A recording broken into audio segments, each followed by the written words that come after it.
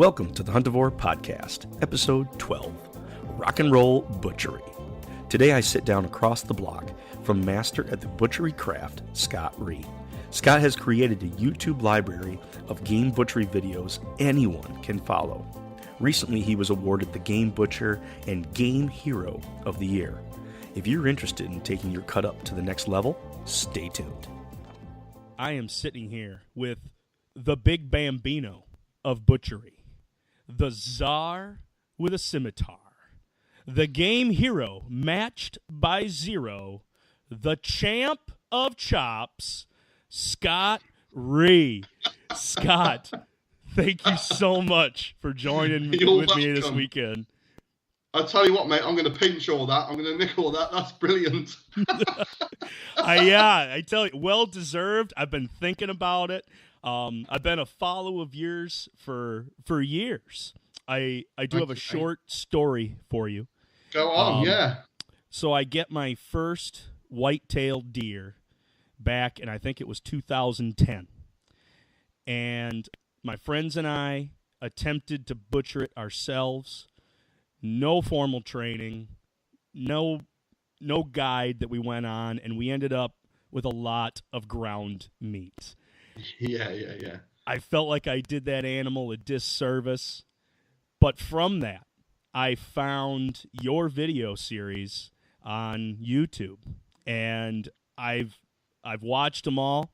A new venison video comes out, and man, I'm clicking on it. You sit down with a whiskey and just eat up the whole half hour, the whole 45 minutes.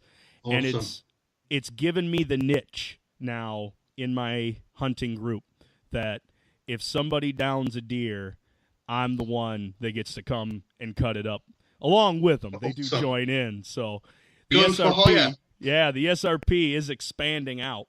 Oh, I love it. So I do want to start with, what's your mild-mannered day job? You know, you're this superstar on the internet, but what's your day job, or is there still a day job for you? Okay, so job. I've still got a day job. How I do it, I don't know. They're all at work going, what are you doing here, dude, still? Well, I love it. You know what I mean? It's in your blood. It's a curse, the butchery, Nick. It's a curse. Once it's in you, you've had it. You know, I've dipped out of the trade now and again, you know, but I always come back like a long-lost puppy. So I'm still working. I only work Tuesday to Friday now, 4 days. I am a butcher here in Worcester. But yeah, I still work. And obviously a lot of my time now on the SRP, it's just gone crazy in a good way. You know, I seem to be making, good waves, and I get so many emails from my followers saying exactly what you said, that it's, to be honest, it's quite outstanding how many people are actually butchering their own stuff. And that's all around the world, not necessarily game, but pigs. And I like the ones, I do like the ones when they're sending pictures of the deer they done or any large beast. But I'm just as stoked, when it's their first time they've boned a chicken to my video. And that's the start of the journey, and you get wives like messaging me saying, look, it's my husband's birthday. He's a big fan. What knife shall I get him? And it's like, it's become like this movement. It is a movement. I'm not going to say become a movement. It is a movement, with like-minded people. It's just absolutely awesome, mate. I don't know what to say because I am overwhelmed and blown away by it. I've got some stats here that when I was writing some notes even blew me away. Trying to keep my day job, my YouTube, my social media, where lots happen on my social media. I'm just going to give you a few stats here. On my Facebook, you're allowed a maximum of 5,000 friends. That's it. Be you, Gordon Ramsay or Scott Ree. 5,000, you are done. I've got 5,000. I've got 600 people waiting in the wings that hope someone drops out or, I'm actually turning them away. So what I had to do, I actually had to add a follow button on the Scott Ree one. And then I gathered another 5,277 followers as of today. So that on my Scott Ree page is the total, what is it? it's 10,200 people on Facebook. So then I thought I better open a sister page. So I opened the Scott Reed Project, so it's just the same as what I put on there. And on there, I've got, what is it here? I've got another 9,800 followers. So on my Facebook alone, there's 20,000 people want to know what they're doing with their meat. You know, and then I've got my Twitter, 4,500, my Instagram, 4,600. You know, you're looking at about 30,000 people on social media, you know, following me. And the beauty of it is, Nick, I don't get no antis, you know, no bad press. I don't get no bad comments, you know, and to me, that means it's working. I'm doing it right. You know, I'm sharing knowledge. People are lapping it up. Job is a good one. I couldn't ask for more. You know, it's absolutely brilliant. Yeah. Like you said, the world is starving right now for using their own meat. The cellophane, they're done with it. Prepackaged, it's over with. And people want to know how to do their own dinners. They want to get back in the kitchen. I recently just jumped on I think it was on Netflix.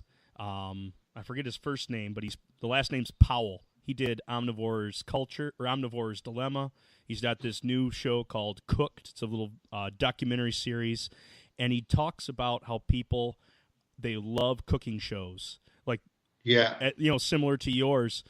They're starving to get into the kitchen. They're starving to bring sustenance back to their table. So hey, those stats ring for themselves.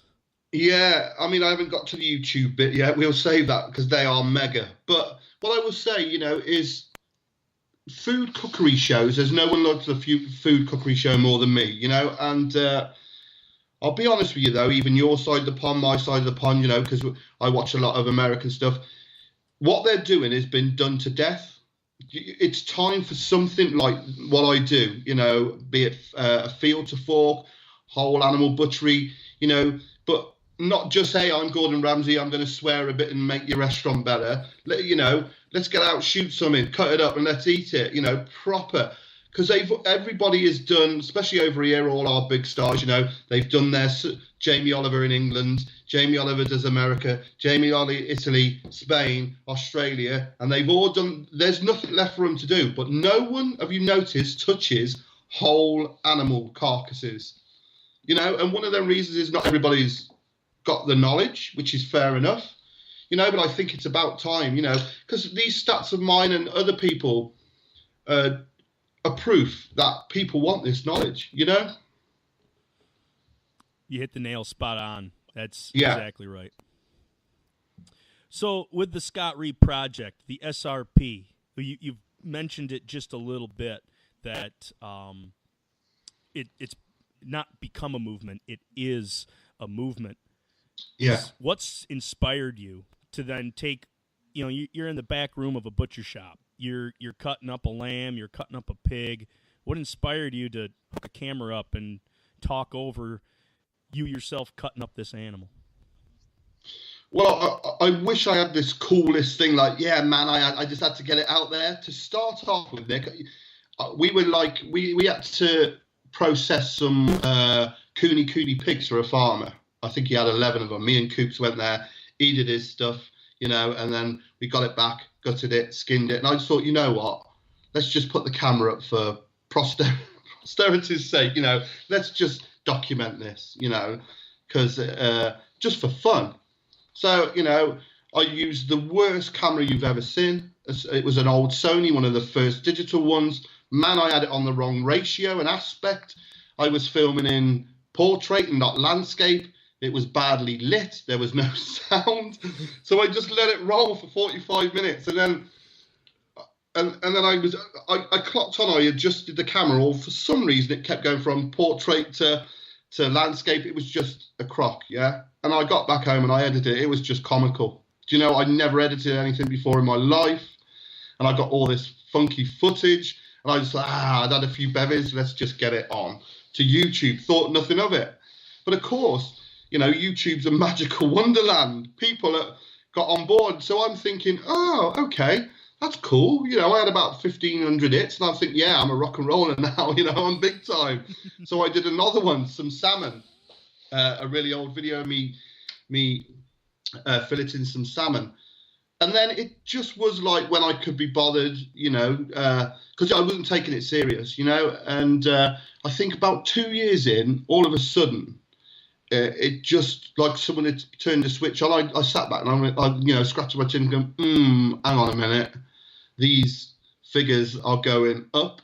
So it's time to sort this out now. Let's get real, because I had all this knowledge I wanted to share. I'll be honest with you, but I wasn't taking it serious. So, I sat down and had a word with myself and said, right, if we're going to do this, we're going to do it properly.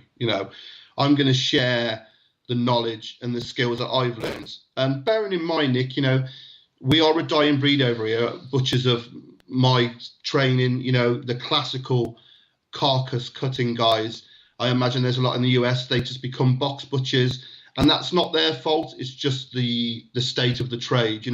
No one... because it is expensive to buy in a carcass, whatever, venison or whatever, and they, the loss of the skin, the bones, and the yields and all that. So it's easier for them to just, if they sell a load of, top rounds, they just buy boxes of top rounds, why have all the other stuff? But I thought, you know what? I could see that, the way the trade was going, that some of this needed to be documented, So some of these old preparations, some of these old animal butcheries, and it's been really good because I've had people who have been training their apprentices and they've said, Scott, thank you, without your videos, I wouldn't have done this, I wouldn't have finished, so it was hitting all the right spots. So I thought, right, let's get real with this, let's do this. If we're going to do it properly, and I it took a long time, long time, I've been doing it 6 years, so the last 3 years it's really took off. But those first 3 years, 1 year, my equipment was very good. 2, man, I ain't no producer. I ain't no Martin Scorsese, So, I was like winging it, shooting from the hip. But yeah, I figured it all out. And hence we are here at the SRP, which now is, thank God, it's just an amazing thing. Which people, mainly, we can give it all the rock and roll and all that thing. At the end of the day, people are using this knowledge and, they send me emails. I get about 250 a day, be it on social media, email. And it's really cool because I'll wake up at 4 a.m. So what would that be over by you? 10 or something like that. And I'll get some dude maybe in Texas going, hey, Scott, how you doing, man? What can I do with a leg of pork? And I'm like, does it ever stop? Do you know what I mean? I've just got up. But because you forget that the world is 24 hours somewhere. There's people doing stuff. But I always message them, and they're so thankful. And that, I think, is the key to the success when I'm sharing knowledge. It's usable. It's doable, and I will answer any question. It's all about making their journey into this butchery, as easy as possible. Excellent. Yeah, I find myself even in the world. I got a foot in both worlds there, both on the farm to table side. My family owns a poultry farm, so from a young age, I've been cutting turkeys, and so then transitioning to all of a sudden a 4-legged creature that I went and stalked and hunted myself. That I knew how to bone something out, but all of a sudden I went from 2 legs to 4 legs, and like you said, that sometimes people just need the hey, this is how you do it, now go give it a shot. Well, what I find is keep going. Sorry. So going back to that, what you find is when these people, you've got your carcass in front of you, and they'll get on to me and say, Scott, I got to start this. And like I said, at the end of the day, if you have a go and it gets a bit raggedy, it's not going to waste. Things can be remedied, say if you've got a haunch and you've cut into it, or you've cut into a primal you don't want to cut into, it doesn't matter. 1, you've had a go. 2, you're going to get better. And 3, you can use it anyway, it's just a learning curve. And it's reassuring people like that. People think, I think, especially when I was taught by the old boys, you dare cut into that bit of fillet, and there'd be like a chopper fly past your head. You're just like, don't be so precious. We can sort this, man. We can do it. I can relate with you with the old guard there, man. They're rough. Oh, I tell you, when you asked me when you sent the question about the inspiration, I'll tell you, 2 old boys, man, crazy. Yeah, tell me about them. I want to know about these old guys that threw the choppers past you. Well, I know you asked the question, you sent me notes about the inspiration. I mean, there's 3 tiers of inspiration from me. There's the TV chefs. There was one guy over here called Keith Floyd. I don't know if you've heard of him over there. He was just the best in the 80s. Man, he lived like a rock star, and he was the one in the 80s who actually said in the future chefs will be seen as rock stars. And they are. Your Gordon Ramsays, Emeril Lagasse's, whatever, all these guys, they're big. Even Guy Fieri, they're just like they are a bit to the people. They're people. They are rock stars. They're the Rolling Stones, man. They're whatever. He said that, but the thing about Keith was he dealt with a lot of game. Now, no one was doing that on our telly. You're talking 1985. I'm 13. I'm watching this, going, man, this is really, really cool. And he was cooking rabbits, venison, pigeons, pheasants. You wouldn't see it, and that's what kind of sparked the thing for me. So that was one set of inspiration. The other one was my mum and my nan. As always, your mum and your grandmother cook like nobody's business. It's not going to be fancy Michelin star stuff, but it was cooked meals every night, every night. It was just fantastic. I can still remember, I can smell it. My nan, God bless her, her brisket, awesome. And she would do like this bacon, when bacon was bacon, and mashed potato, and pour the bacon fat on the mashed potato. Just solid gold, But from the trade point of view, I worked, when I was training at Jewess, there was this guy called Sid Nutt. I mean, I rock up on the first day on Monday. I'm starting there. He's about 5 foot. He's got a military marine haircut. He's 70.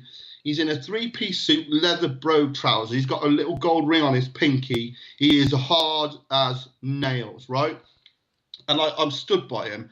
There's no hello, this. It's just like, this is no word of a lie, Nick. He said to me, I'm going to show you once. I'm going to show you once. Basically, there's half a cow. Watch me. I'm going to show you once. And I'm thinking in my 18-year-old head, are you for real? This is going to take absolutely, years, And in the end, we got really, really close. I mean, he is the one that taught me my trade.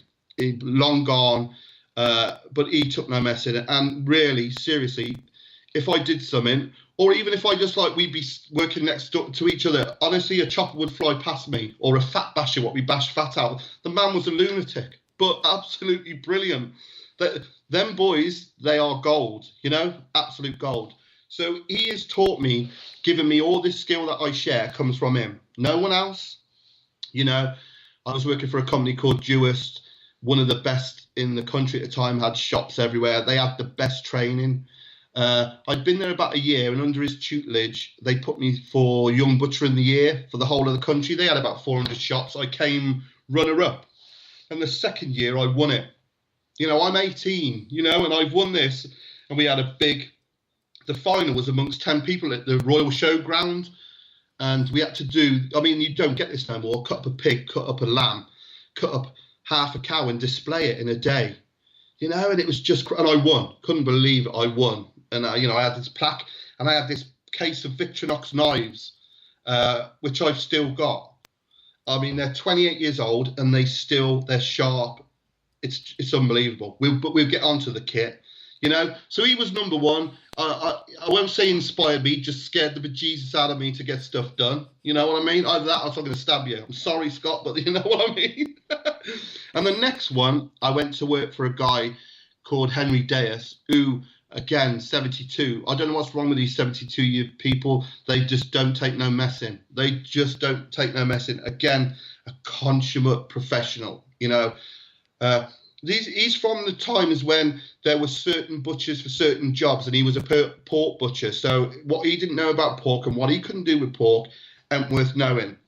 And it was funny, another hard nut to crack. It took me about 5 years. Just as I was leaving the place, we became mates. It was really, and I was running the place for him. But he was one of them ones, he could just work magic. And he would make his own sausages, and you'd go up, and his door would be open, and he'd have his scales and some baking parchment on, and he'd be weighing out herbs and spices, and you'd go and have a look in, and he'd just shut the door on you. This is secret, man, you ain't having this. And that's one of the reasons I started it, because all these old dudes with absolute gold, recipes for, sausage and all that, and cooked meat, they took them with them. It's like they were sacred. It's like, no one's having this. I'm taking it with me. And I thought, you cannot do that because you're taking so much good stuff with you, So that's another reason I did. And it was him. It was Henry Deus. I'll never forget when I went up there and I tried to nose and I still see nutmeg and all that. And the dude's weighing health salt and I'm going, And he's just looks at me and shuts the door in my face. Comical. I love it. Comical. You're not looking. Yeah, I love it. You're not having this, dude. It. You ain't making no money. But yeah, that was the inspiration. Two very colourful characters. But without that, I wouldn't be where I am. I wouldn't be where I am. So yeah, I'm thankful for that. Yeah, I'm still alive. And you're still alive. I think that's what makes it special too. Because you went to the school of hard knocks, and definitely, that really puts it to you. Where was I going? I had a tangent that I want to go on with that. Go on it, mate. Go for it. That's what I was going on with. Just like you were saying, you got somebody 72 years old, and they've been through it at all, and basically they're training you, and they want to make it. They want it to stick with you. If you wouldn't have told you, I'm showing you once, 18-year-old, you're not paying attention. I'll have another chance. He was giving you one chance, and you darn well sure were paying attention. Yeah.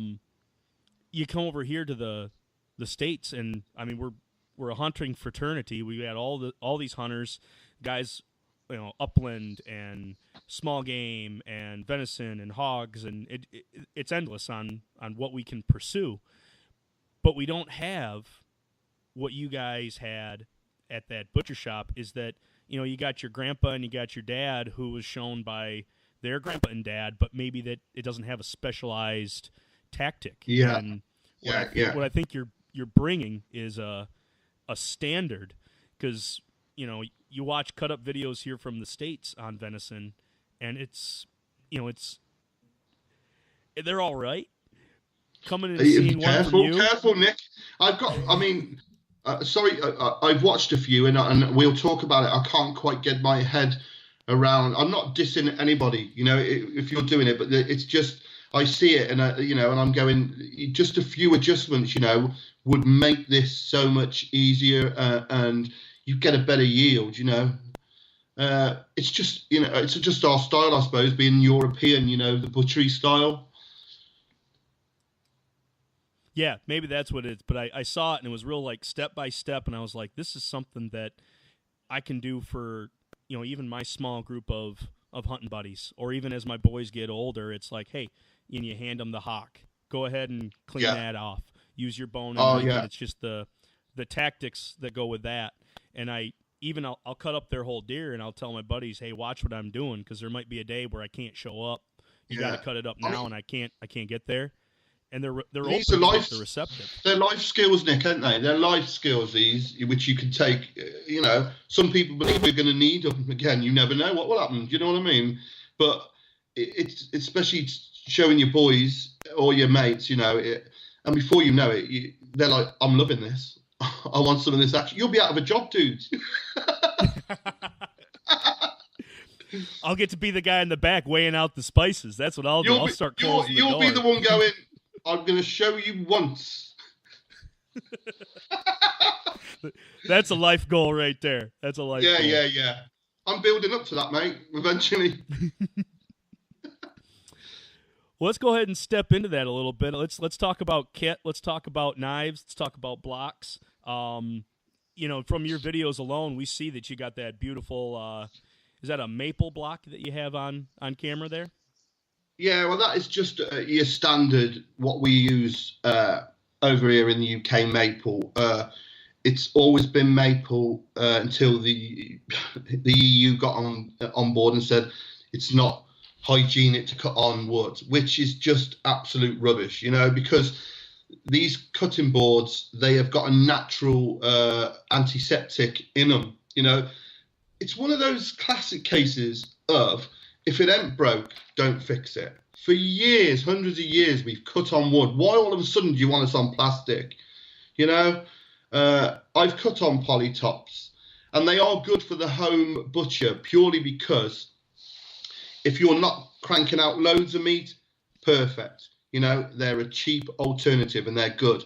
And the thing about a poly top is if you haven't got a frame, but you've got a chest freezer, you can just whack your poly top on top, you know, and away you go. But as a professional who just slings meat all day long, they are rank. You know how you chop into a maple chopping board, you'll chop and it kind of self-seals it. And when we clean it at the end of the day, we seal it back up, which we'll go into.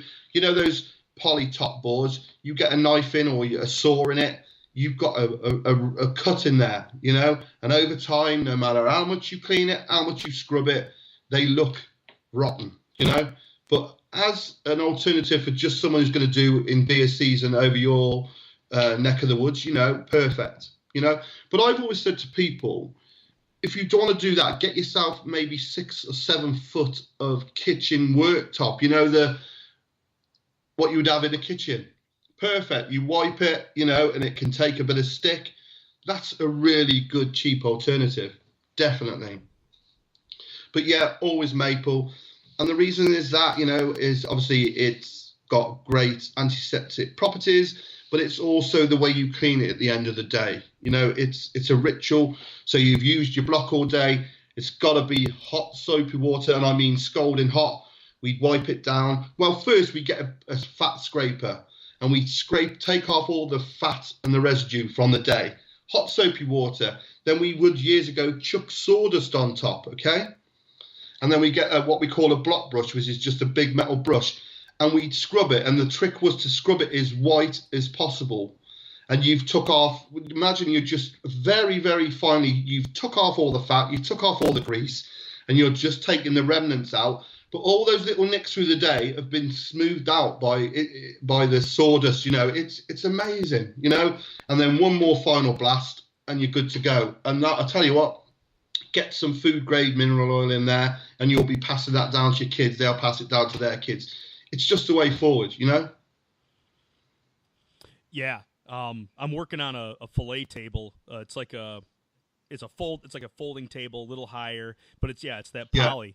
Yeah. And going from an old wooden block to that, it's portable, it's easy, but at the same time, like you said, like you put a you gouge totally in get there, it. that gouge is there forever. Yeah. And over time, no matter how you kind of clean it, it just doesn't, to my mind, over time, you don't get that cleanliness. You know, you could throw whatever you want in it, but you've in plastic, you know, that poly, you physically made a divot, you know, and it ain't going to seal. So no matter, you know, you'll go the next day and cut, and stuff will go in again, you know. So yeah, but you know, there's I can understand, you know, there's when people are trying to set up their own butchers. I mean, the kit can be expensive. It can be as expensive as you want it to be. It's like anything, you know. You can drive an old Skoda or you can drive a Ferrari. Do you know, whatever you want and everything in between. Same with anything butchery, because there is some beautiful kit out there. But at the end of the day, you know, when we get to kit, you'll be surprised how little you need, you know? I think you even did a video probably years ago on explaining your knives and where they came from. You showed your Butcher of the Year kit as well. You're not dropping tons of money on these knives. No. I mean, it's again, you know, we all love a knife shop. That sounds a bit dodgy, but we do. We love knives, you know. It's what we do. And people, it's one of the most asked questions, you know, do I have a set of knives for butchering? Do I have a set of knives for, you know, the cooking? So you've done your animal, your venison, your deer, then you've got to take it in. You might want to cut some steaks, you know, when you're cooking. I'm not joking. There's 2 knives. That's all you need. All you need. Now, if you want another set to keep in the house for doing your carving and, you know, bit of prep, that's fair enough. But I've been using the same brand, and I'm not sponsored by them. I mean, I think in all the years and all the knives I've sold from, they've sent me 2. But hey-ho, you know, that's by the by.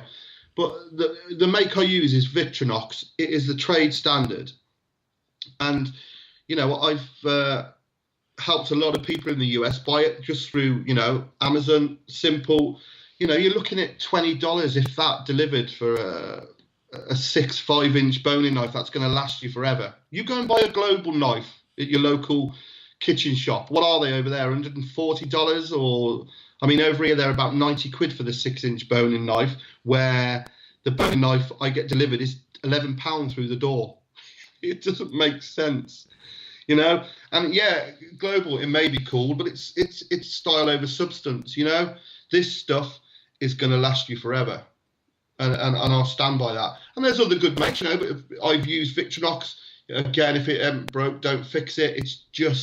They're just great. Bulletproof, that's the main thing. They're bulletproof, hygienic, and they keep an edge, which is the main thing,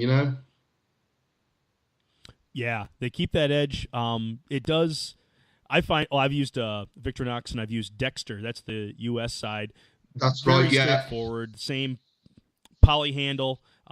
Yeah. What I like about it is when I do goof up and I put that blade on something hard, either on a steel plate or I ding it or whatnot. I love how I can put the edge back relatively easy. Yeah, I mean, they really can take some stick. I mean, if you had people who had globals, they could put it on like a bit of steel. They'd be like, oh my God, that's. It's just the nature of the knife. It's just such a great bit of kit, these. And like you say, Dexter, there's a couple of German makes. They're all pretty much generic, I suppose, but they're not lots of money. But hey, believe it or not, these are made for the job. Do you know what I mean? This is a boning knife, so you don't have to go fancy. Yeah, you can beat them up, and like you said, you just put an edge right back on them. And away you go. I'm finding after, half hour I've been cutting. I'm like, oh yeah, maybe I should add a little steel to it, and so I run it back and forth on the steel, and it's like I didn't. It's like I'm starting over again, brand new, brand new knife. How often are you sharpening your knife from work? When are you taking it to the stone? So I'm going to be honest with you. If I take mine to the stone once a month, I'm doing good. It's just that using the steel is the trick, little and often. There's nothing worse, when we watch these chefs program and they get that steel and they clang, clang, clang, clang, clang. It does nothing, absolutely nothing. It's all for show. You're looking at maybe 6 to 8 strokes, each side, nice and light. It's all about getting that perfect angle of about 21, 22 degrees, nice and gentle, heel to tip. You haven't got to give it all that flash, But if you just keep doing that every half hour, maybe every hour, you'll find that you won't need to stone it very regular. And again, going back to these, butcher's knives, they hold an edge anyway. So you just, when if you look at the edge of a knife, and it's under a microscope, it just starts to bend over like a wave. And all you're doing is shaving that off back up so that it goes like that. So if you just keep on with that, I'm always picking my steel up, just nice and gentle, none of that, showboating, and that's it. And once a month, I say, take it onto the stone. And that's me using mine constantly, But that's the trick, little and often on the steel. Yeah. I feel like sometimes even either hunters or even just people like to cut up meat on their own at home, I think we overuse the stone. We have it available, and we think each time we're going to start new, we end up using that stone a couple times throughout the season, where it's like we could probably cut back on that a little bit. Yeah, it's just, I think, it was one of the hardest things to learn is to sharpen your knives. I've worked with guys they were in their 40s and 50s, great butchers, but they couldn't sharpen a knife on a steel for love nor money or take it to a stone.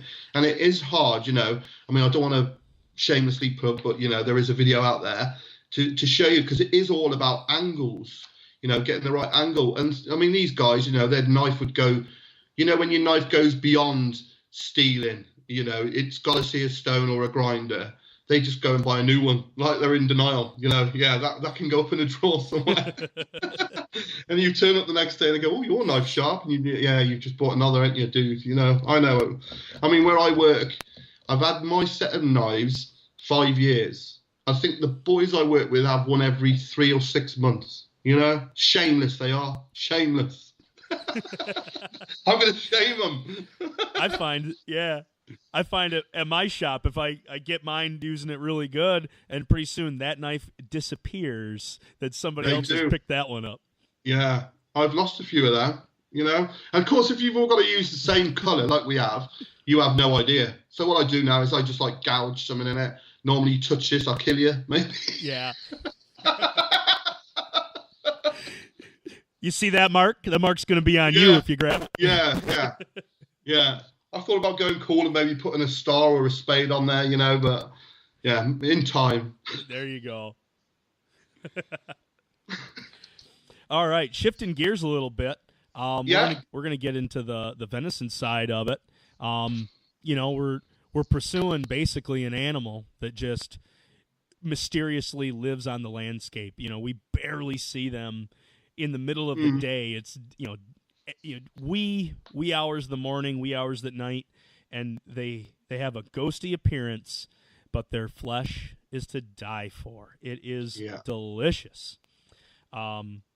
Big one in our area is the white-tailed deer.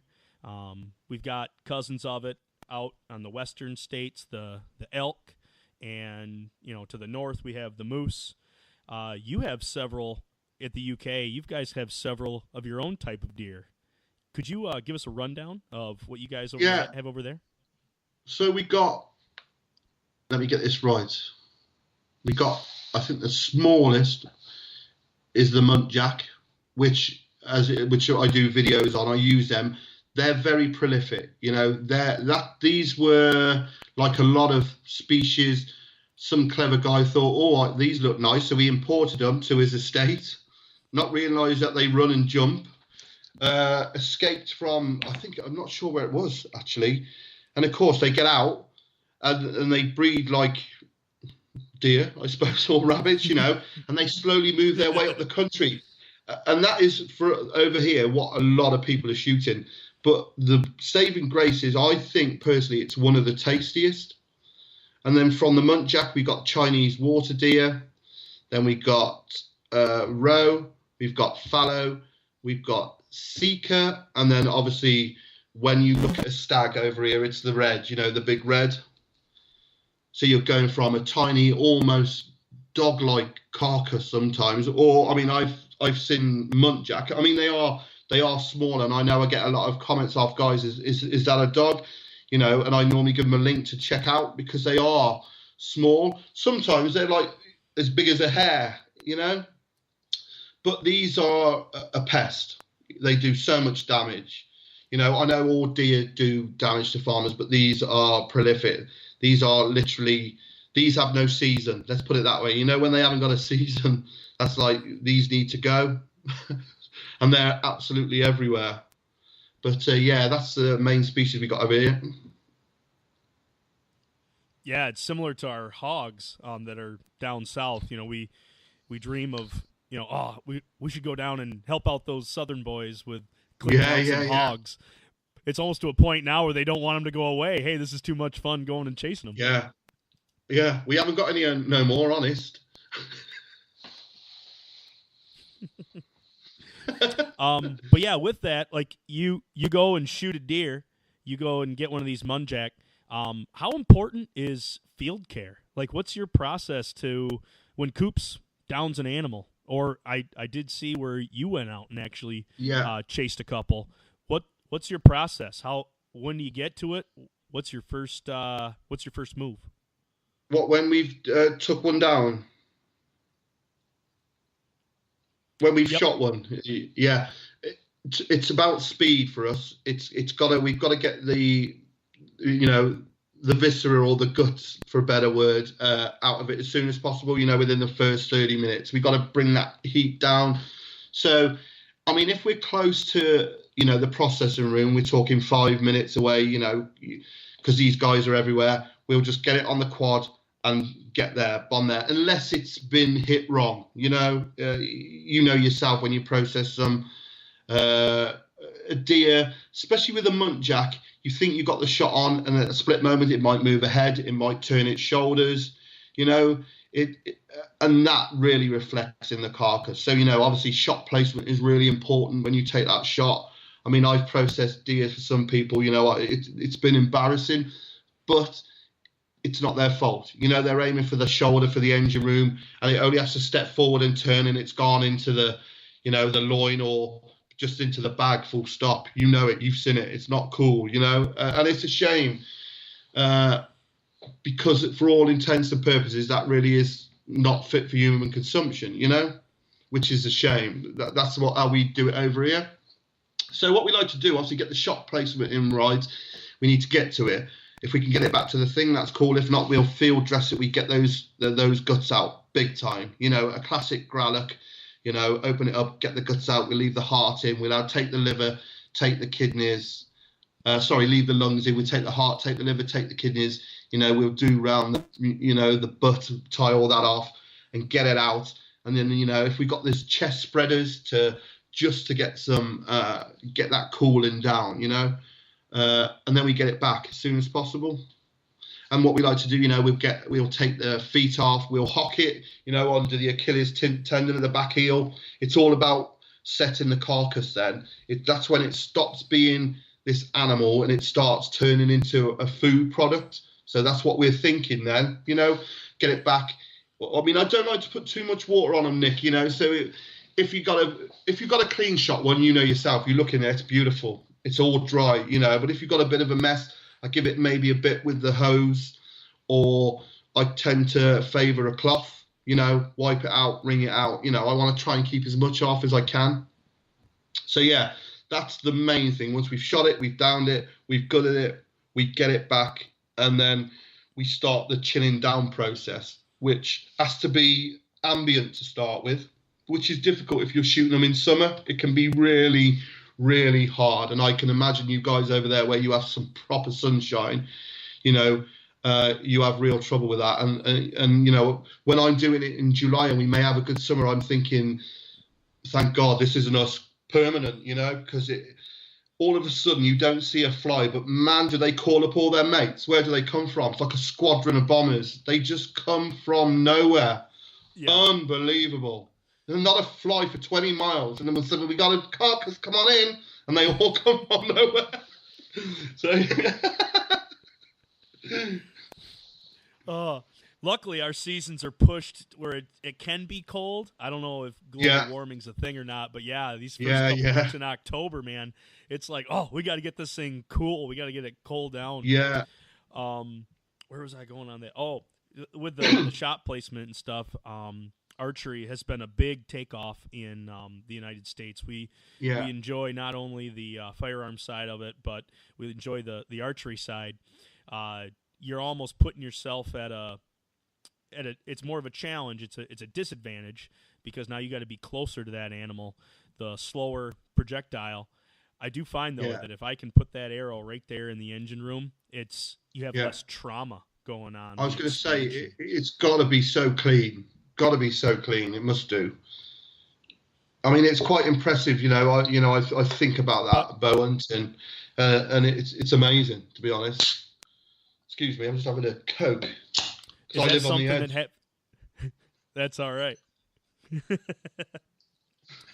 Is archery taken off in the UK, or is it pretty much firearms over there? It's firearms. I'm not sure. I was speaking to someone. I think it's illegal to bow hunt over here. But we just don't do it, you know. And it's another one of those things, you know, because we're so English traditionalist, you know, it is predominantly the stalk with a rifle, I suppose, you know, and that's, if you speak to a lot of that's part of it, you know, the rifle, the shoot, the shot, you know, that's what people like, I suppose, for want of a better word.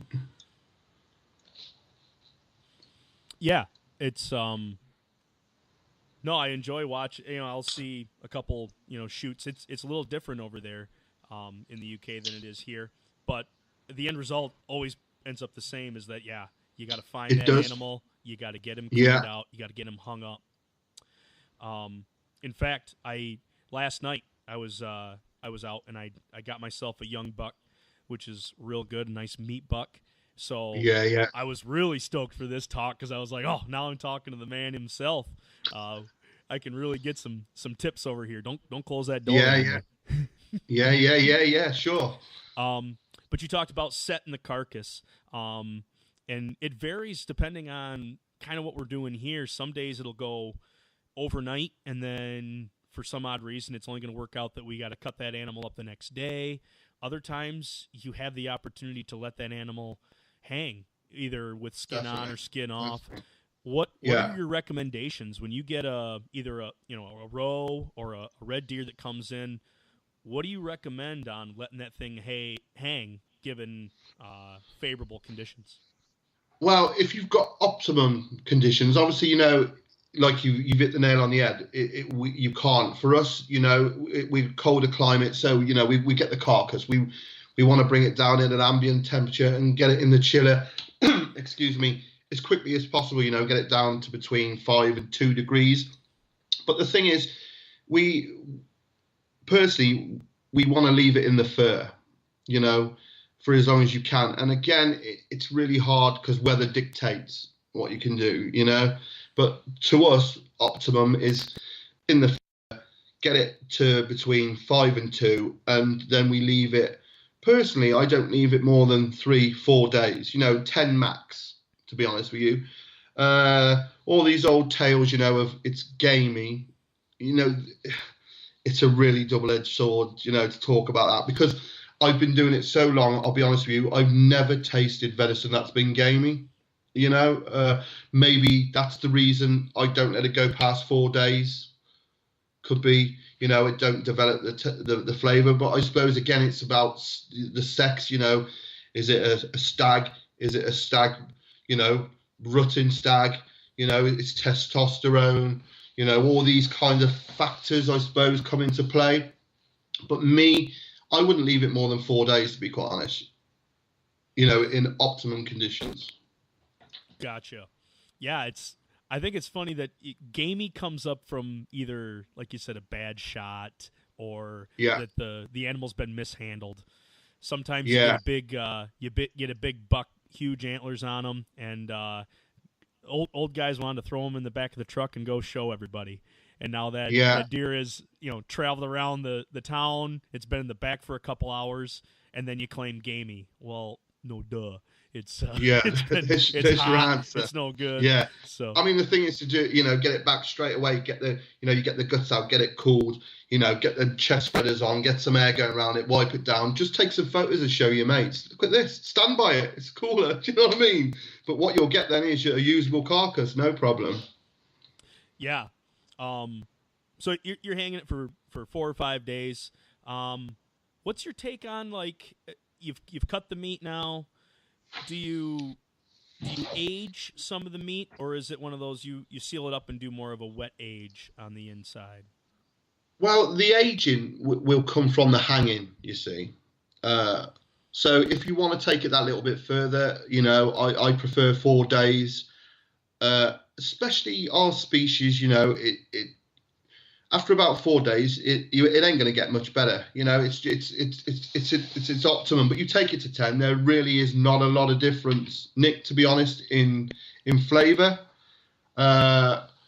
Maybe it's the species we got. I don't know. It's the way we chill. But that on the hook in the fur, left in the fur for 4 days, that is the aging for me. It doesn't need to go any further. And that's what I would be doing if I was to come over there in a whitetail. If I did one, I'd take it to 4, maybe 5 days in the fur, and then I'd be happy that was aged and ready to go. Ready to get the fur off and let's get breaking it down. That would be my advice to get the optimum, I think, out of your kill. To be honest. Excellent. Yeah, we've got the same sort of setup that you're kind of talking about too. Some people say, hang him up and leave him up for as long as possible. Beef goes for 21. Well, let's go 15. Or, guys that's want right. to get it. Yeah. Well, over here, beef 28 days is the norm. 28 days. But what you got to remember is when you're aging beef, it's in such a controlled environment. The moisture, the airflow. You've got to get that right mold building on it. That white mold. Before you know it. With venison, you think you're doing everything right, and that mold turns from a it's not a mold. You know what I'm saying? The aging process where it's drying out from a beautiful white thing into it starts going a bit rank. You know, it's you don't want to catch it because you don't even want to get in that situation. You know what I'm saying? You stick to about 5 days, and all your carcass is going to be perfect. Excellent. How about on the small game side of it with hares, your pheasants? Pigeons are becoming. I think we've taken a cue from you guys. We found out how much fun pigeons are shooting, but the same thing, ducks and geese. Yeah. How long are you letting those hang? And you're hanging those with feathers on too, as well. Yeah. Well, I'll just say before we say, pigeon's one of my favourite meats. Cooked right, it rivals the best fillet. You know, it's perfect. But it's not very forgiving. You take it too far, you've had it. You know, put it on your shoes, resole them, done. but with things like pigeon, pretty much as soon as they're cold, breast them out or pluck them. You know, the beauty of pigeons, you can pluck them in minutes. So there's no real excuse. So you can use the whole carcass. Excuse me. You know, get the guts out. So you're talking, what's it take really to cool down? Pigeon, by shoot in the afternoon, by about evening, done. I'd be plucking them and gutting them. Pheasants and partridge. Now it's the old classic, isn't it? You know, the tales of Victorian times where the pheasants were left to hang until maggots were dropping out of their butt. Yeah. Do you know what I mean? And I love that strong, gamey taste of pheasant.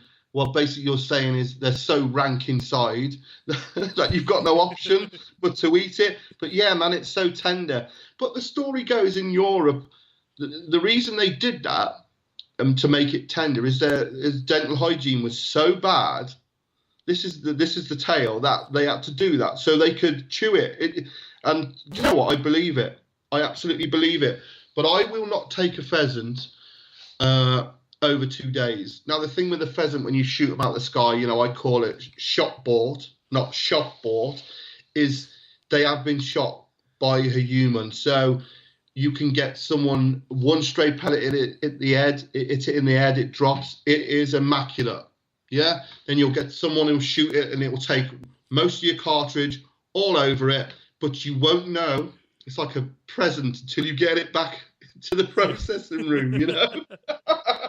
So me and Cooks every Monday. Yeah, well, he was on his shoot yesterday. They shot 100. I've got that to look forward to tomorrow. So that's 100 pheasants we got to go through. And like the first thing we'll do is we'll check for any breaks of wings or legs. Because if they're perfect, just to look at in the fur, you haven't unwrapped the present yet. You know what I mean? They will get plucked as a whole bird. Okay? So all the ones that have got bad legs, whatever, they will get skinned out and breasted out. But what looks like a good bird, once you take that skin off, is shot to pieces. Again, with a deer, if it's that, you know, the vital organs or inside, they are just rancid, you know? I mean, you leave a pheasant for 2 or 3 days, you'll know if it was a good shot or not.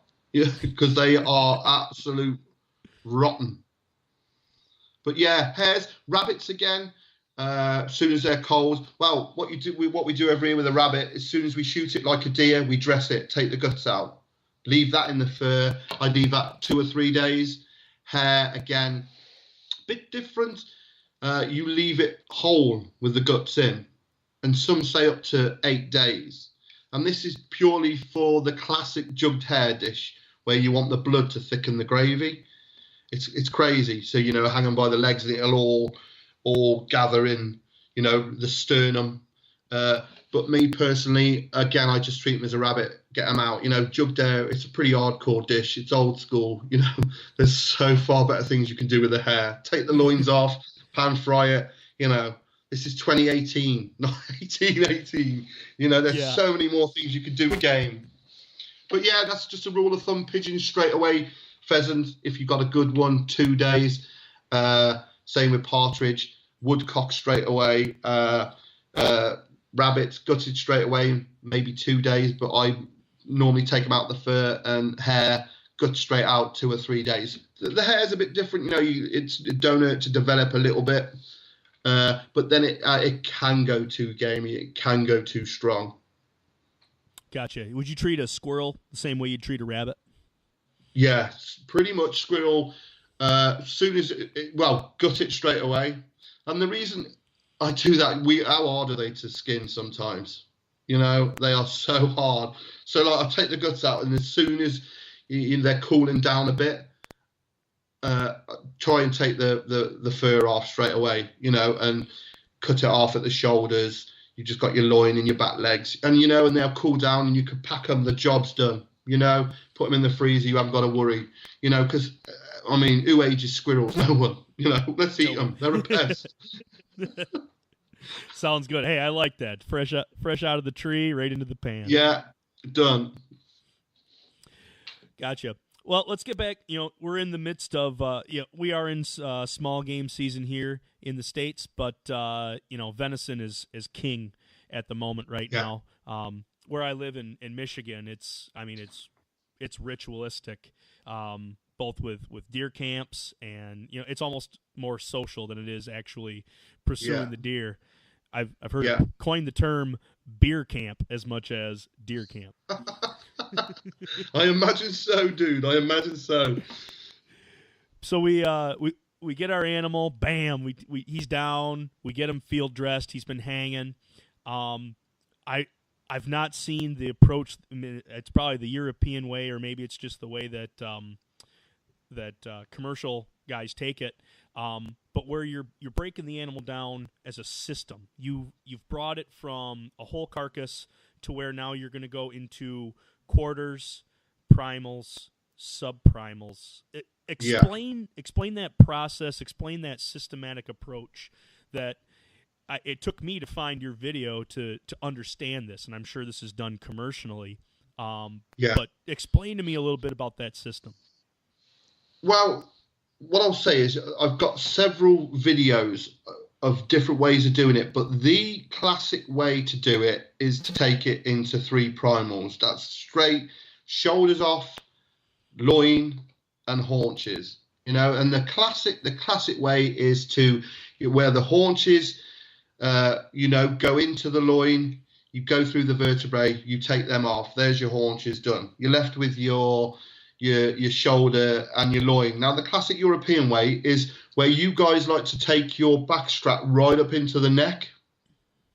This is just the classic way we do it. We would take the shoulders off between, say, the 5th and the 6th rib from the neck. So that gives us our 3 standard primals of shoulder, loin, haunch, And from them, we work by taking them to subprimals. Again, your haunches, now we're splitting them. Bearing in mind, we've took those legs off and we've left what we call the rump. I think you call the sirloin tip on it. Okay, so that's left on. Now, you can, if you want to, when you bone it out, leave that on. But we, again, cut that off because they're good steaks, they are. And especially on your whitetails, the size, you're going to get some really good sirloin steaks, And again, with the size of your whitetail, when we're looking at the loin, you take the back strap off. But like, as you know in my videos, I kind of try and get a bit fancy, and start getting people to cut chops, which, or tomahawk chops if you want something cool for deer camp, leave them ribs really long and cut some chops out of it. Really cool. The shoulder predominantly, as a European way, would be just boned out for dice, kebabs, sausage meat, burgers. But, as you know yourself, I've tried to riff. Every deer video I do, I try to do a little different. It's always the bog standard haunch off at the back. There's your money shot, is your haunch, and it's your back strap. Now, where normally, like I said, we would take the shoulders off, sometimes I will just run that knife all the way from the neck, all the way down the back, and just take those back straps off is one, and cut them into little parvees. And then just, you're left with your shoulders with the blade, again, dice, burger, ground, whatever you want to do with it, sausages, casseroles, whatever you want to do. I kind of try and shake it up a bit. I'll run through what you want, if you want me to, what we do with the haunch, what we do with the loin, if you want me to do that. But, the loin, like I said, the chops, but, I make some little mini racks, very cool on the barbecue, so you've got your loin, you can imagine you've got your rib end, and then going into what would be your, what do you call that? The New York strip, is it? What do you call the part of the loin on a beast where your backstrap is? Yeah. We most of the time it's just the backstrap. The backstrap. We haven't really dove into. You don't cross over terms. Like doing the Bonzi chops. We don't do. Yeah. A lot of our stuff on the state side is boneless, and so when you were talking about where your seam butchery, that resonates with us a lot. We're finding that we've got a couple diseases now in our animals that inside the brain tissue and the spinal tissue that can it's a terminal disease for a lot of these deer, and it's starting to spread more and more. What we don't want to have happen is somebody patient zero and it jumps species. So you got we've seen that over here. When it comes to some of those. Yeah, I totally get that. Yeah, I mean, we have it over here with CJD, mad cow disease, BSE. You know what I mean? You've got to be very, very careful. Exactly. But yeah, I can see your point of view. So let's just take it as a basic. We're going to take the backstrap off. We're going to bone out the shoulders. All you're left with really is those haunches. Like I said, we cut that sirloin tip off, and obviously you're left with a classic haunch. Now it's breaking it down into those subprimals again. What do you call it? A bottom round, top round. What's the other one you call it? We call it a thick flank. Seaming that haunch out to get those primals. And, I know a lot of you guys in the US, I get a lot of questions and I've done the videos on it. But, when I said earlier about you can't really mess it up if you slash in the wrong place, as long as even if you just take the bone out completely and just cross-cut steaks out of it, you can always cut those down. But I know you get, your Achilles tendons and your sciatic nerves in there as well, get rid of that. But yeah, I mean, I'll be honest with you, I'd love to do a whitetail. It's like Coop said, you've got to get someone to send you one. And it's like, ow, how'd you get it from here? Hey, I got one chilled down. Maybe I can overnight it to you. Yeah, because it's hard because I just know with the size how much you can get out of it, and I just know in my head when I do the haunch, taking the inside, or is it top or bottom round, whatever you guys call it, and there's that knuckle, I don't know what you call that one thick flank, you take that off and pretty much take the femur out, so you're just left with the top round and just cross cut through those. They are proper steaks, And obviously classic. It escapes me the name too. We call it the football roast because it reminisces it looks like a American football. Yeah, beautiful thing. Absolutely. When it's got that one seam on, you take that off and it becomes like a football. That is a beautiful looking thing. But like you take that out and you leave your other two connecting, cross cut through, or just nip through them. You're going to have great steaks. Yeah. Just as you're explaining all that, and then how you've even taken your videos further on, you take that same primal and you do something completely different. Or you take that same piece that, I can stake that, but I'm going to do it this way, that really displays the craft that your butchery is, that there's a creativity that, shot damage on one side of your deer, you're able to make something that still is appealing, something that's very tasty, even though you've lost a section that isn't necessarily symmetrical with the other side. Yeah. I mean, I've had some that we were talking about a deer at the last moment will turn or bow its head. I've seen some where they've gone, and it happens through the back strap. There's your prime. We've all seen terrible. But it's not necessarily the hunter's fault, or that so I'm not even going to get into that because I've seen it myself, and then like you get it back and you just think, oh, there's the money gone, there's the prime, and people are like, what can you do here? Well, you start basically is like I'd say we break it into them primals and just take the backstrap off and then just work our way from the damage, until you're happy with that, where the good meat starts. Like this is what I was saying earlier. That 9 times out of 10 things can be remedied. Yeah, we enjoy those little bits. That, in fact, before when we cut up my very first deer, hack job, murder job, it's awful. We referred to them as giblets, and these little giblets, they were like almost, they were kebabs that we would just cook freestyle on the grill. Foil and throw them on, and we used the best that we could. Granted, I mean, young guys, we don't really necessarily know our way around the kitchen. We're just kind of fumbling around. But really, you mentioned earlier that whole beast, that whole animal cut. It's just not in the mainstream, and hunters now where social media has come, YouTube is there, and we've got Instagram, Facebook. More and more hunters are out there are realizing that they have got a beautiful avenue here to really display the sport. That it's not Sure. we're going out there shooting something for the sport of it, where, we're excited about the kill shot. We're excited about that 2 seconds where, I've put the animal down and I've practiced for that, but it's the whole experience. And it ends. Well, I shouldn't say it necessarily ends, but there's a crescendo at the plate when you're getting into there cooking it. I mean, at the end of the day, where are you? Sorry. Over here, you see, we call them antis. They're anti-hunting. I don't know if you have many over there. It's you give them any excuse, and they're on you. If they had their way, they'd be banned. Guns would be banned. The old game shooting, stalking would be banned. So, we really need to be making the most use of it. Even just for ourselves. But you kind of give them an excuse, and I tell you what, give them an inch, and they will take a mile. And it happens all the time. They drag it all through the media. Like one of the princes will shoot a pheasant and he hasn't picked it up. Oh, they shouldn't be doing this. It's the same. Their mindset is just like, you know what I'm on about, and all your listeners will know. Exactly.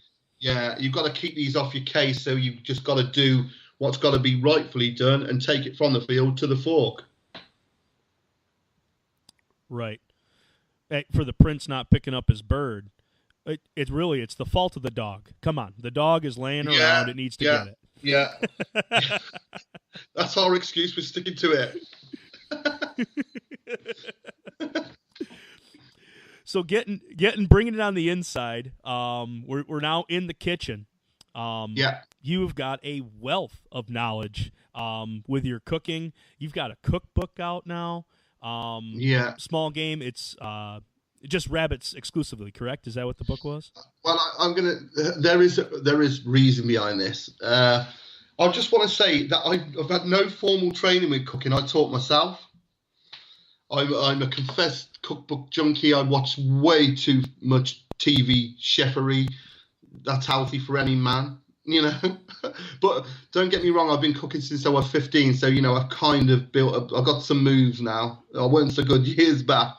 But yeah, I just had released, it was called Ahead of the Game, about rabbits. The fastest selling book the publishing company had ever done. What's that tell you? It's field to fork. It was field to fork. To the point of we're not reprinting it, and there's people we're fending off emails and messages. I need this book,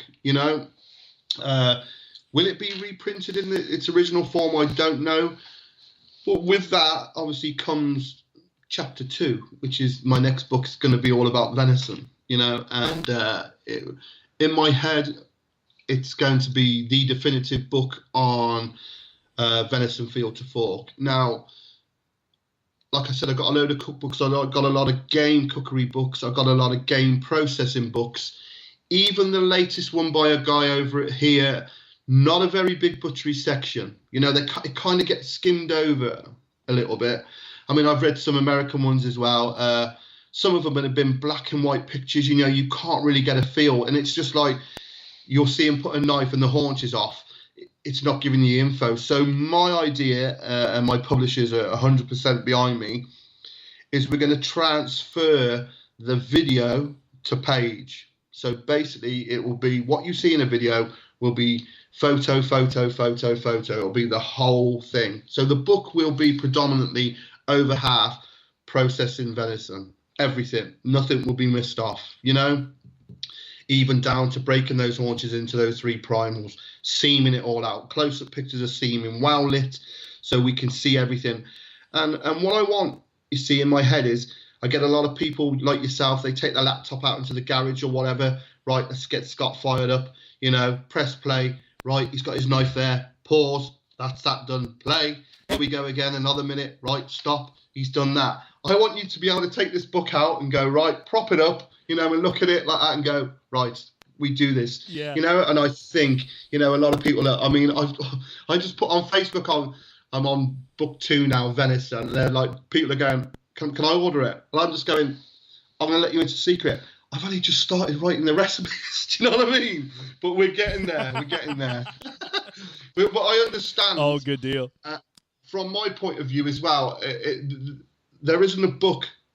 There are some very good ones that have come very close, but they're not detailed enough, you know, for what we need to get the most out of our carcass, the highest yield. And of course, there's going to be some fantastic recipes in the back. And with the recipes, they have to be doable. You know, I ain't no Michelin star chef. At the end of the day, you know, the boys on deer camp, we want to get whatever it is in a grill, you know, in a pan, on some flames, whatever. It wants to taste good, you know, and we want to just all sit down and go, that was cool. Do you know what I mean? It's nice, simple recipes that are doable but tasty, you know, and that is the premise for the book, basically. Exactly. And of course, now you say, why did you do rabbit and then venison? Cookery. Sorry, mate. Yeah, because then I did rabbit and venison because I'll let you into another secret. I'm going to do small feathered game after, as you could guess, is a set. Excellent. Oh, we got the trifecta going. This is going to be great. You have. I kind of put game cookery in 2 categories. There's like, you know, your Insta dishes where you want to post it. You put garnish on it, and it's something special. You know, that's your date night. And then there's what you're talking about. It's the everyday. It's the Tuesday through Thursday that you're taking that same wonderful meat, and you're not necessarily putting the pizzazz on it, but it's going to stick to your ribs. It's going to get you through the day. You know, that's the cooking, I think, that really gets people excited. Yeah. I mean, at the end of the day, although we all like to eat game, especially over here, especially venison, and sales are really climbing here for venison, it's still, people have got that in the back of their mind. It's hard to cook. It's not, you know, any game is not hard to cook. And it's that word, you know, have you ever had rabbit? I had it once. What was wrong with it? Daily gaming. You must have done. Do you know what I mean? You're done. You ain't going to get them back. Yeah. How many times have you heard that? I tried it once. It was a bit strong. Right. Okay. You've lost another one. You know, and then, oh, well, I've got this piece of venison, this pheasant. I don't know how to cook it. Well, at the end of the day, simplify it. Just say any bird, pheasant, partridge, even rabbit, treat as a chicken. Any hare, venison, treat as beef. So whatever you can do with them, be it beef bourguignon, it's venison bourguignon, you know?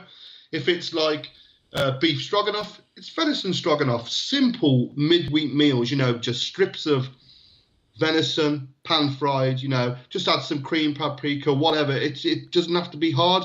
Even, and I'm going to stick my neck out here and say, if you've got this meat, just buy a jar of sauce, whatever, just use the stuff, you know? It doesn't have to be difficult at all. It can be as simple as you want it. It can be as complicated as you want it to be. So you said you were just going through the book. It's in the working details. You're putting the recipes together. It's not been put together. When should people really get excited about putting some money down? I'd say December. Yeah, December, middle of January. Yeah, I mean, I have been a good boy. I have been working on it now. But at the time when I was like, Okay, Scott, put your money where your mouth is, boy. But I've had the designers round. It's going to look really cool. It's going to be very me, but you take away all that pizzazz, all that rock and roll. At the end of the day, it's going to be what I want is a usable reference book, which would sit happily on any shelf, any deer camp. You guys, gals, stalkers, in my head, I know I say that a lot. I want it to be the book that people reach for. Even if you don't want to cook the stuff, at least the butchery, it's where I want to really spend the time. Because my videos are so popular, and people are saying, if you could just get this onto paper, well, eventually, I am now going to do it. Excellent. It just, as we mentioned earlier, like people starving for your videos. I know people here in the States. I got, hunters all over that are just, we want to treat this stuff good. We want the most out of what we can catch. And when somebody talks about something, hey, this is worthwhile, people listen, people jump on it. So I know that book's going to move very fast. I want to be in line. I know I'm getting one. You will, my friend. All right. This is one of our crescendo. This is like our climax question. We ask this of everybody on whoever comes on our podcast. We got the 2-dish breakdown. Okay. You're going to break down the dish that you would do. And the first one is a classic awful dish. We've done heart, we've done liver, we've done as much as we can in our small, narrow window of knowledge. But what is a go-to dish that you would make out of organ meat? Okay, so you've touched bases on the most common ones, the heart and the liver, because I would have gone for the classic stalker's breakfast. Whatever you took the carcass, you got the liver out. Let's just quickly pan fry it, add some mushrooms, add a bit of cream, add a bit of mustard, put it on toast. But someone's already took the liver. Okay, so we're going to move on. Now, the only thing is, which is a bit freaky and it's out there, is venison haggis. So you're using the heart, the lungs, and the liver, and you're mixing it with some cooked pearl barley or some cooked groats, which is like oats. You're adding some spice in there, some suet in there. You can shove it, put it into skins if you want to, with a sausage stuffer or whatever, and boil it off 20, 30 minutes. It'll reach an optimum temperature. And then you eat, old school haggis. It's a hardcore dish. Don't get me wrong, because it's literally is made with everything. But it's really good. I've made venison haggis before. Another one is a riff on that is for want of a better term for you in the US, faggots, which is like a savory meatball. The other word is savory ducks. It's basically a more upmarket version of a haggis. A haggis really is your entrails, man, just packed in a case. There you go, ready to go.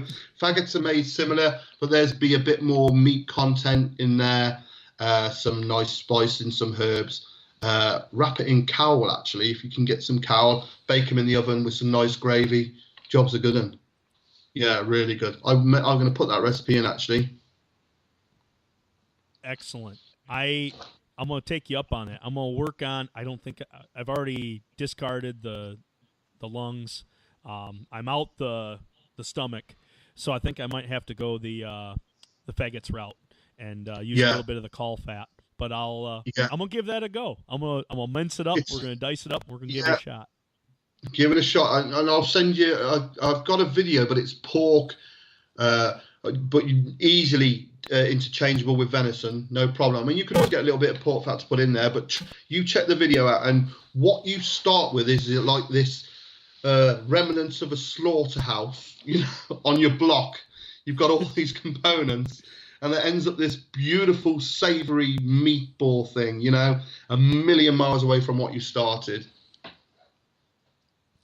Gotcha. I think that's we love to do the first time meal on. You pick something out like, oh, we're gonna give this a shot. I cut the tongue out of this deer. I've been trying to save up a few tongues to do either tacos or something. Yeah, I mean, for me, I've been saving. No, we're always. I've been saving up the tongues from the little muntjacks. They're really small, but I want to do the old school pressed tongue. You know, that you cook cold, eat with some pickles, some mustard. Beautiful. Yeah. So we're always trying new stuff. The next one. This is one where I want you to leave out zero details. And it's our date night menu. You're probably doing most of the cooking at home, I suspect, but yeah, you're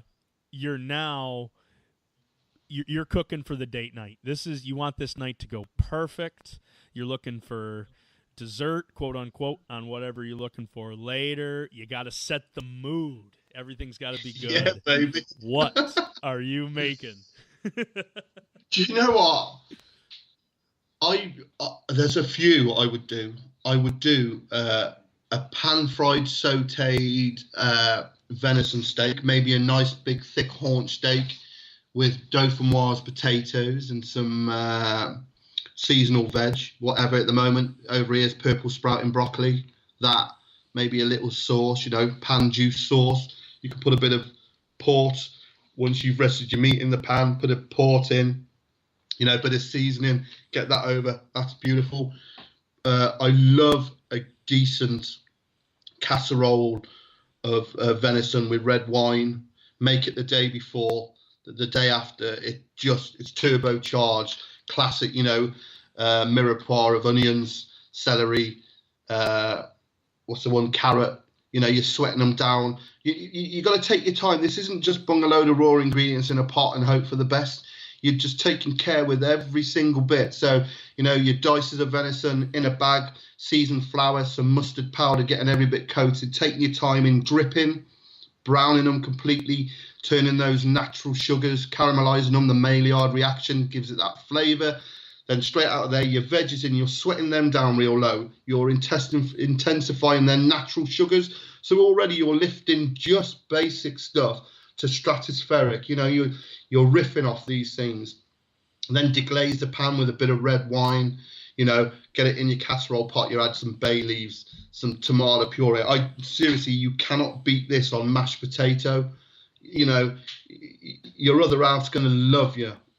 It's a cracker. Bit of stock in there, that red wine, some bay leaves, some thyme, bit of Worcester sauce. Beautiful. And it's the next day. What you think it's brilliant then, but it's the next day. It's just to die for. It's beautiful. But it's just those little details of taking a boring, let's say, stew or casserole and just lifting it up a bit by just simple tweaks on the preparation. You can't beat it. Can't beat it. Or then you can just go hardcore and just like roast haunch, with all the trimmings, really. Roast potatoes, veggies. Yeah, get your Yorkshire on there. It's not beef, but who cares? We live on the edge. Exactly. I love it. And as you were talking too, you have ingredients and then you've got methodology. You're talking about, where you're coating each piece and you're intensifying the flavors. Yeah. You want, as much as important as ingredients are, you would even say the methodology is just as important. Definitely. I mean, if you had the time and you let's just say you had a pound of venison, and if you wanted to just do an experiment, take half a pound of raw venison and just whack that in a pot with your veggies that you haven't sweated down. Just fill it up with stock, season it, then take it my way, flour, mustard powder, develop those natural sugars, then sweat down your veggies, get that in, put your red wine in, then put all your herbs in, cook it at the same time, take them out, try the one and then try the other, and you'll see it. Although it's the same dish, simple dish, old school, old fashioned, that one you took time on will just blow it out the water. Very simple, just little things like that. Take your time. Job's a good one. Gotcha. Just like the relationship, it's the little things. I love it. Yeah. Brilliant. All right. Hey, Scott, we've come to the point where it's shameless plug time. Where can I find the Scott Ree Project? Okay. How long you got? No, I'm only joking. So obviously, please come over to my Facebook.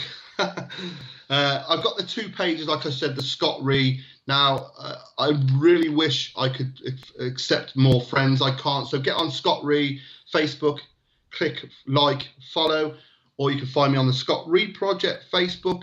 Get on there, click like, follow. On my Instagram at Scott Ree Project, get on there. I've been starting to use Insta a little bit more. I mean, I'm really prolific anyway on Facebook, but get on there. On my Twitter at the Scott Ree Project, and of course, the daddy is YouTube, which is just phenomenal. I'm just coming up to my 250,000 subscribers, which is quite a cool sum, but it's what really is the mind-blowing one is the figures. 56 million views to date, and it's watched in every single country. They're in a country, one video had been watched.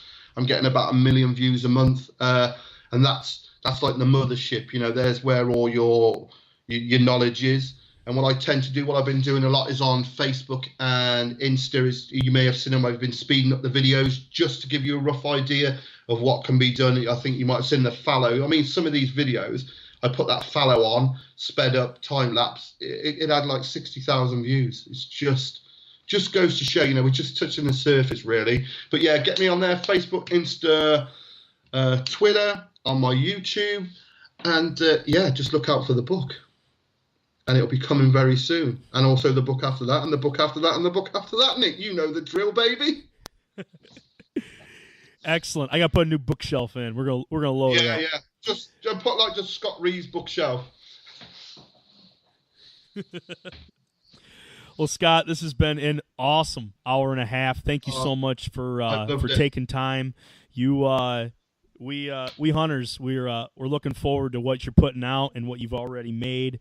You're catching on. You're the movement, and we're gonna set it ablaze, sir. Thank you, my friends. It's been a pleasure. I've loved it. And I just want to say thank you to all your guys. Obviously, we never touched on it. I won the 2 awards at the Game Awards, but what I will say is I won Best Butcher and the Game Hero, but their statement was Scott Ree has won Game Hero. He had an overwhelming amount of votes, the most votes ever. And I know a lot of you guys and girls over in the US got on board, and I thank you dearly. We really showed them. The little man, because in my category there was 4 TV chefs, and it was just Scott Ree won out. The little man. It's always good to have a win. Exactly, man. We made Rudy. You're the second Rudy. Awesome. Well, hey, thanks again, sir. Appreciate it. Ladies and gentlemen, Scott Ree. Thank you. Thank you, my friend.